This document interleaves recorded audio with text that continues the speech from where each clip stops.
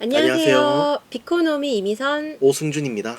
네, 오늘은 2023년 예정된 이더리움 네트워크 상하이 업그레이드에 대해서 알아보려고 합니다. 작년에 이더리움이 POS로 전환된 이후에 이번에 상하이 업그레이드가 완료되고 나면 처음으로 이더 출금이 가능해지게 되는데요. 그 외에도 여러 가지 네트워크의 개선 사항이 있을 예정입니다.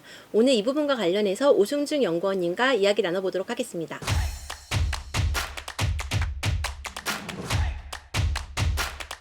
센터장님 혹시 이 이미지가 어떤 것인지 아시나요? 이게 뭔가요? 바로 2022년 9월 메인넷에 비콘 체인을 합병시키는 더 머지 업그레이드의 실시간 생중계 사진입니다. 가운데 보면 POS Activated라고 적혀 있는데요. 당시 더 머지 업그레이드가 성공적으로 이루어졌다는 표시입니다. 이 생방송은 현재 조회수 30만 회를 넘길 만큼 큰 주목을 받았습니다. 이처럼 이더리움의 주요 업그레이드들은 시장에 많은 관심을 받아오고 있습니다.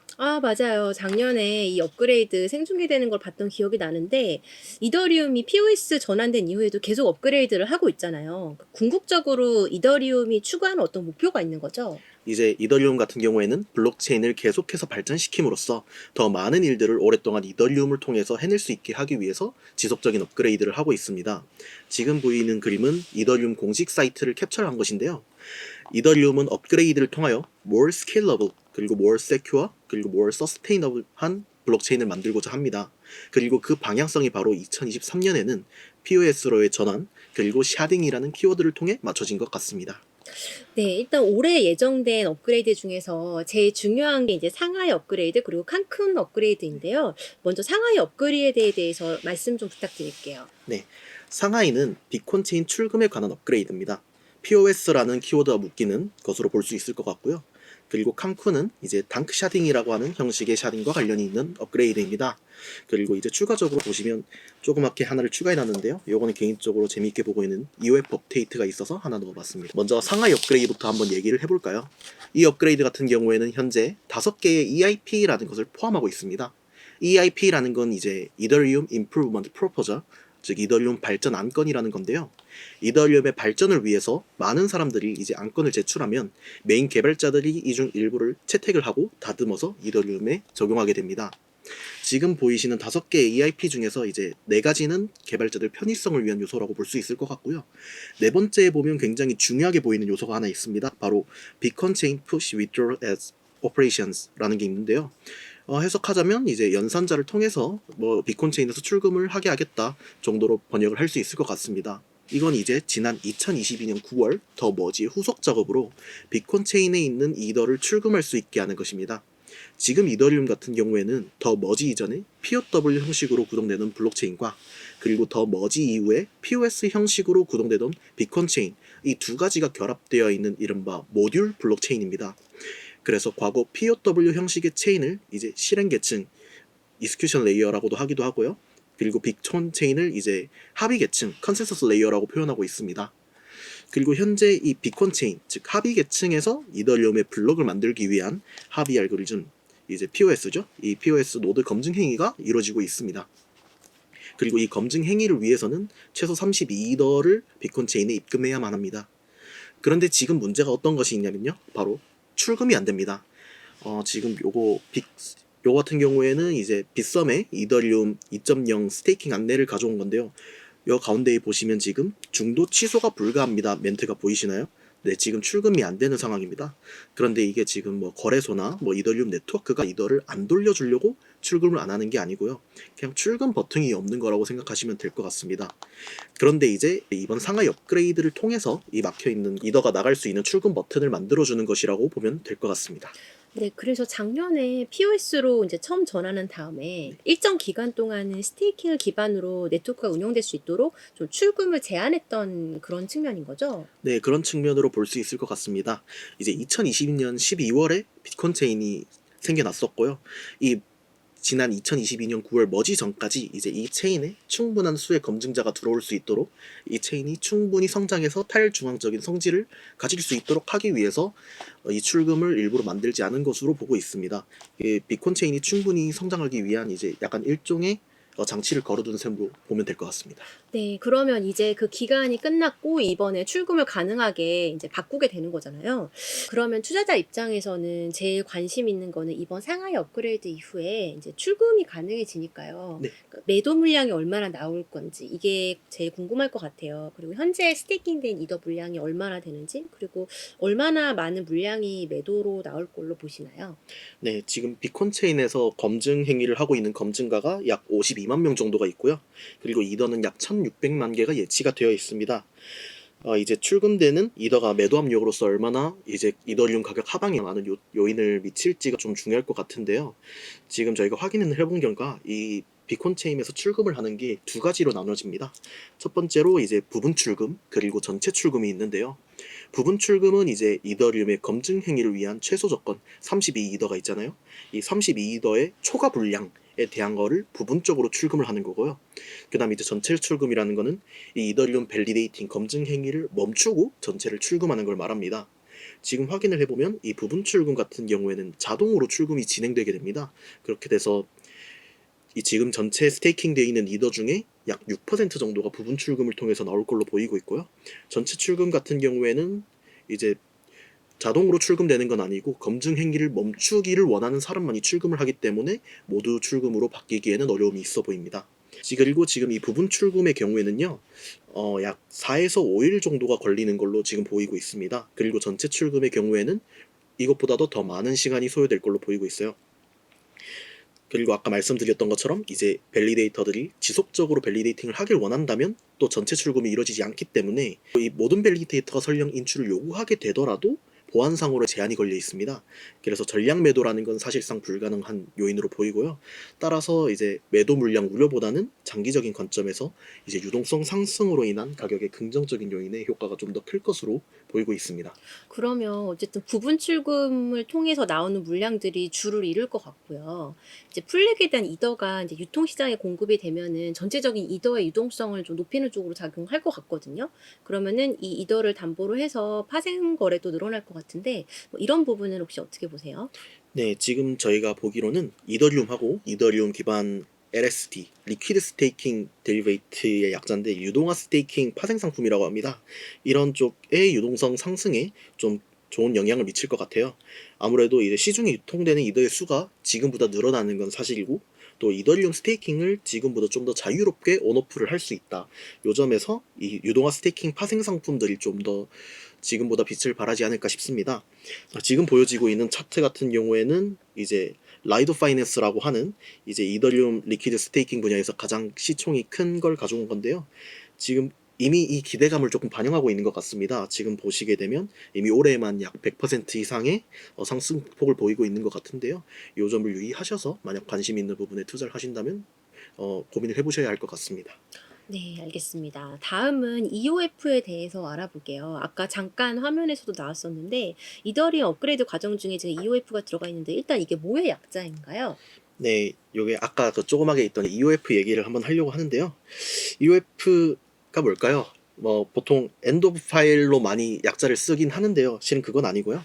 EVM 오브젝트 포맷의 약자입니다. 이더리움 가상 머신의 객체 형식 정도로 말을 할 수 있을 것 같은데요. 여기서 이제 EVM이라는 거는 이더리움 버추얼 머신으로 이제 이더리움 가상 머신이라는 이더리움 노드를 운영하기 위한 가상 환경을 말합니다. 제가 요걸 조금이나 얘기를 해보려고 한 이유가 이때까지 좀 많은 업데이트가 이더리움에 있었는데 EVM에 관한 업데이트가 별로 없었습니다. 그래가지고 요 부분이 실은 가격적인 요인에서는 크게 메리트가 없을 수도 있긴 해요. 근데 아직 많이 안 다뤄진 것 같고 또 개발을 좀 공부를 했던 사람 입장에서 굉장히 재밌어 보여서 약간 언급을 하고자 가져왔습니다. 요 EOF 얘기를 잠깐 나누자면요. 목적을 좀 정리를 하자면 EVM에서 이제 스마트 컨트랙트의 저장 형식을 표준화해가지고 코드와 데이터를 분리하고 이 유효성 검사의 효율성을 높이기 위한 게 이 EVM 업데이트의 목적입니다. 이 EVM 같은 경우에는 지금 스마트 컨트랙트를 수행하는 데 있어서 별다른 규칙성이 없습니다. 지금 별다른 규칙성 없이 이 스마트 컨트랙트를 기록을 하고 있고요. 또 유효성 검사를 위해서는 코드의 처음부터 끝까지 확인하는 조금 비효율적인 모습을 보여주고 있습니다. 이런 유효성 검사 시스템이 계속해서 유지가 되면 아무래도 구조화가 되어 있는 데이터가 아니다 보니 검색에도 좀 시간이 많이 걸리게 되고 용량도 불필요하게 잡아먹는 이런 문제가 발생할 수 있습니다. 이런 문제를 뜯어 고치는 게 이 EOF의 목적이라고 보시면 될 것 같아요. 지금 요 화면을 보시게 되면 이제 EOF의 첫 번째 버전 1에 5가지의 EAP들이 들어가게 됩니다. 그리고 또 EOF 관련해서는 과거 런던 하드포크 시절부터 조금 얘기가 나오고 있었어요. 그래서 실은 개발자들 입장에서는 EOF를 굉장히 많이 기다리고 있었다라고 말씀드릴 수 있을 것 같습니다. 아, 네. 개발자 입장에서 EOF가 상당히 의미 있는 업데이트네요. 개발자에게 편의성을 제공한다는 게 이제 생각해 보면 장기적으로 이더리움 네트워크의 잠재적인 성장에도 긍정적인 영향을 줄 것 같거든요. EOF를 통해서 이제 구체적으로 편의성을 얻는다고 말씀해 주셨는데, 그런 건 이제 구체적으로 어떤 측면들인가요? 네, 지금 이 첫 번째 버전, EOF의 첫 번째 버전이 들어오게 되면은 크게 얻는 이점이 세 가지 정도로 보이고 있습니다.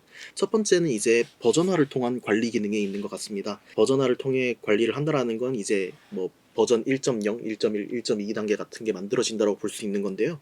이제 EOF가 메인넷에 업데이트 되게 되면 개발자 입장에선 컨트랙트 구조에 대해서 이 버전이 관리가 됩니다. 요거 같은 경우에는 이제 추후에 컨트랙트 개발에 대해서 뭐 편의성인 업데이트가 일어날 때 이걸 버전 관리를 하게 될 수 있다 정도로 요약을 할 수 있을 것 같고요. 그리고 두 번째는 이제 오버헤딩 해소를 통한 속도 향상에 있는 것 같습니다. 이 컨트랙트의 실행 속도 향상을 기대할 수 있는 건데요. 이 오버헤드라는 게 어떤 거냐면요. 프로그램을 실행하는 데 있어서 컴퓨터 구조적으로 약간 좀 코드가 멀리 떨어져 있다던가 이러면은 추가적으로 뭐 찾는 데 걸리는 시간이나 실행하는 데 조금 비효율적으로 시간을 잡아먹는 게 있습니다. 이런 걸 오버헤드라고 하는데 이 스마트 컨트랙트가 규격화가 되게 되면 이제 그런 문제들이 조금 더 줄어들고 컨트랙트 실행 속도가 빨라지는 것을 기대할 수 있게 됩니다. 그리고 이제 마지막으로는 레이어 2, 이더리움 레이어 2의 가스피 절감 효과를 기대하고 있습니다. 어쩌면 이 부분은 가격적인 측면하고도 관련이 있을 것 같은데요. 앞에 5가지 EIP들을 보시게 되면 중간에 혹시 코드 밸리데이션과 스택 밸리데이션이라는 게 보이시나요? 네네. 지금은 이 레이어 2들이 이더리움에게 유효성 검사를 요청할 때 코드가 데이터와 합쳐져 있기 때문에 처음부터 끝까지 검사하는 식이 이루어집니다. 그런데 UF가 도입이 되면서 새로운 밸리데이션에 대한 정의가 내려지게 되면 이제 뭐 코드만 중점적으로 본다든지 그리고 뭐 데이터는 존재하는지 확인한다든지 뭐 이런 새로운 유효성 검사 방식을 이용함으로써 롤업체인들의 가스피를 줄일 수 있는 효과를 누릴 수 있을 것으로 보입니다. 네. 그러면 EOF를 통해서 좀 비효율성도 많이 줄여줄 것 같고, 그다음에 가스비 절감 효과도 이제 누리는 효과가 있는 거네요. 네. 지금까지 EOF에 대해서 알아봤고요. 다음은 칸쿤으로 넘어가 보겠습니다. 네. 칸쿤 업그레이드에 대한 설명 부탁드릴게요. 칸쿤 업그레이드는 지금 뭐 여러 가지 이름을 좀 가지고 있는데요. EIP 뭐 4844라고 불리기도 하고요. 혹은 뭐 프로토 당크 샤딩이라고 불리기도 합니다. 이 업그레이드에서 이제 하려는 것들을 약간 정리를 해봤는데요. 당크 샤딩이라고 하는 형식의 샤딩을 실현하기 위한 사전 작업으로서 이더리움 메인넷에 당크 샤딩을 위한 구조를 만들어주는 그런 업그레이드로 요약할 수 있을 것 같습니다. 지금 당크 샤딩이란 단어를 몇 번 얘기했는데요. 이제 칸쿤 업그레이드를 이해하기 위해서는 샤딩을 조금 먼저 얘기를 해봐야 될 것 같습니다. 이 샤딩이라는 거는 데이터를 분산해서 저장하는 방법을 말하는 건데요. 이더리움 같은 경우에는 지금 more scalable 그걸 목표로 하고 있는데 더 많은 데이터를 저장하면서도 이제 노드 운영자들에게 부담을 좀 덜 주기 위해서 이 샤딩을 계획하고 있었다고 보시면 됩니다. 기존의 경우에는 그래서 이 샤딩을 이더리움이 어떻게 구현할까에 대해서 이제 비콘 체인에다가 그 동일한 형식의 블록체인을 64개를 연결을 하는 겁니다. 이런 식으로 데이터를 분산 저장하는 용에 64개의 블록체인을 연결하는 식으로 해서 시스템을 구현하려고 했는데 이 같은 경우에는 이 데이터 분산형 블록체인과 비콘 체인 사이 연결이 좀 많이 복잡해진다. 라는 문제가 있었습니다. 근데 이제 당크헤드 페이스트라고 하는 한 개발자가 나타나는데요. 이 개발자가 새로운 형식의 이 샤딩을 제안합니다. 바로 본인의 이름을 딴 당크 샤딩입니다. 이게 이 비콘 체인 내에다가 데이터 저장만 할 수 있는 이제 기존 방식보다 좀 더 효율적인 새로운 방식의 샤딩을 얘기하는 겁니다. 요 같은 경우에는 블록체인을 여러 개 병렬적으로 만드는 건 아니고요. 여기 그림을 보시게 되면 기존 트랜잭션에다가 블럽이라고 하는 데이터가 추가되어 있는 게 보이시나요? 요게 블럽이라는 형태의 데이터를 저장하는 패키지를 추가해 주는 거라고 보시면 될 것 같아요. 이 블럽이라는 것 같은 경우에는 노드가 다운로드를 하지 않아도 이 트랜잭션을 샘플링을 해가지고 검증을 할 수 있는 형식으로 이 노드 운영자들의 부담을 줄여주는 것이라고 보면 될 것 같습니다. 이렇게 하게 되는 경우에는 기존 모델과 비교했을 때 또 레이어 2 얘기가 나옵니다. 기존 모델 같은 경우에는 데이터 샤딩용 블록체인을 64개를 만들면 레이어 2와의 연결에 있어서 복잡성이 좀 심각하게 있었을 건데요. 이 당크 샤딩 같은 경우에는 결국 하나의 비컨 체인 안에 데이터가 들어가 있는 거다 보니까 이 레이어 2에 관한 데이터가 전부 포함돼서 롤업 체인과 이더리움 메인넷 간의 트랜잭션을 좀 관리하는데 훨씬 유리해진다라고 말할 수 있을 것 같습니다. 네, 칸쿤 업그레이드를 통해서 결국 이더리움 네트워크의 효율성이 굉장히 좋아질 것 같네요. 그러면 가스피도 지금보다 훨씬 줄어들 수 있을 것 같은데 그런 측면도 있는 거죠? 네, 물론 있습니다. 이 칸쿤 업그레이드가 가져가주는 이점이요. 데이터 분산 효과도 당연히 있는 거지만 어쩌면 그거보다 더 중요한 게 롤업 체인의 수익성 개선에 있을 것 같습니다. 이게 바로 가스피와 관련된 거라고 할 수 있겠는데요.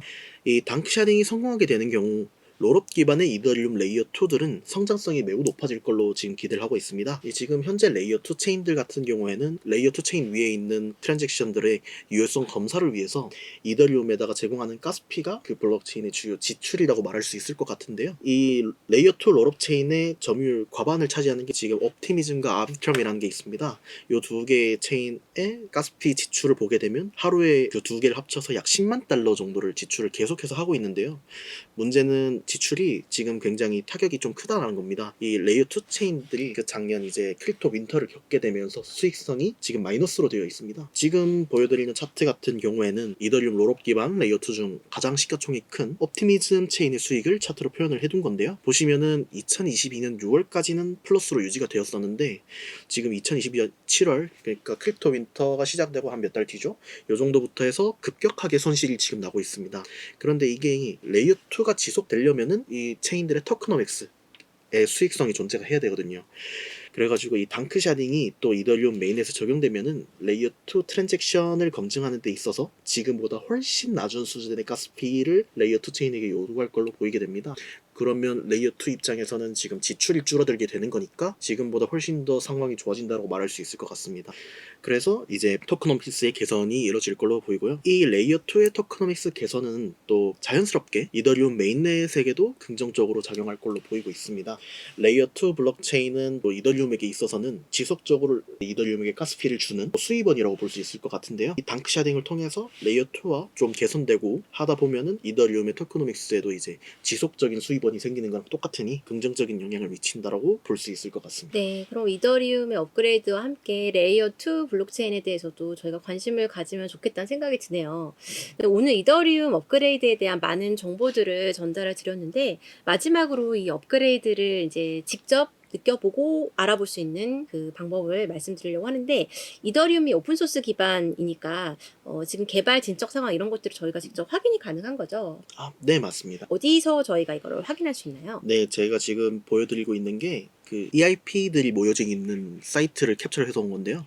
eip-ethereum.com 이렇게 검색을 하시게 되면 지금 이더리움 발전 안건들에 대해서 모든 리스트가 뜹니다. 지금 그 중에서 뭐 어떤 걸 리뷰하고 있고 어떤 게 지금 반영이 되어 있고 어떤 게 지금 뭐 withdraw 돼 있는지 이런 것들을 모두 확인할 수 있고 각각이 문서로 또 잘 정리가 돼 있습니다. 또 보시면 좋은 부분이 바로 이더리움 깃허브에 있습니다. 깃허브는 또 이제 오픈소스 관련해서 공부를 하시는 분들이라면 모를래야 모를 수가 없을 것 같은데요.